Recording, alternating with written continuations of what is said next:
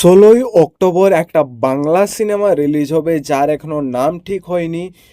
Proper যে casting সেটা পর্যন্ত এখনও পর্যন্ত ঠিক হয়নি। তবে এই মুভিটি বুক মাই শোতে এসছে, হ্যাঁ। ২৪ ঘন্টার মধ্যে যে রেকর্ডটা গড়ে দিয়েছে সেটা একটা বাংলা সিনেমার ইতিহাসে একটা নতুন রেকর্ড সৃষ্টি করে দিয়েছে। হ্যাঁ, আমি কথা বলছি দেশু 7 নিয়ে। তোমরা জানো ফাইনালি এই মুভিটি বুক মাই শোতে এসছে এবং কাস্টিং সম্পর্কে শুধু আমরা দুজনের নাম দেখতে পাচ্ছি, দেব এবং শুভশ্রী।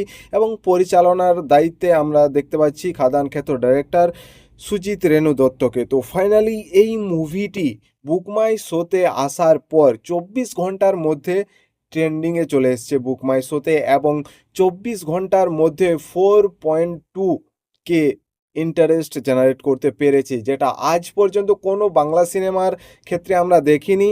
এখনও তোমাদের জানিয়ে রাখি মুভির শুটিং শুরু হয়নি, নাম ঠিক হয়নি এবং বাকি কাস্টও ঠিক হয়নি, মিউজিক কে দিচ্ছে সেটাও আমরা জানিনি। তবে রিলিজ ডেটটা আমরা দেখতে পাচ্ছি বুক মাই শোতে ১৬ই অক্টোবর, অর্থাৎ দুর্গাপুজোর সময় এই মুভিটি আসতে চলেছে এবং এখনই এই মুভিটি এরকম রেকর্ড করছে। মুভিটির যখন শুটিং শুরু হবে, নাম ঠিক হয়ে যাবে, সেই সময় মুভিটি নিয়ে হাইপ কীরকম লেভেলে যাবে তোমরা আন্দাজ করতে পারছো। তো তোমরা এখানে ইন্টারেস্ট দিয়েছো কি না অবশ্যই জানাবে কমেন্টে, এবং তোমরা কতটা এক্সাইটেড এই মুভিটি দেখার জন্য জানাতে ভুলবে না। ভিডিওটা ভালো লাগলে অবশ্যই একটি লাইক, চ্যানেলটি সাবস্ক্রাইব করে রাখো। এই যে আপডেটটা দিলাম এটা দেবদা নিজে শেয়ার করে জানিয়েছে কিন্তু।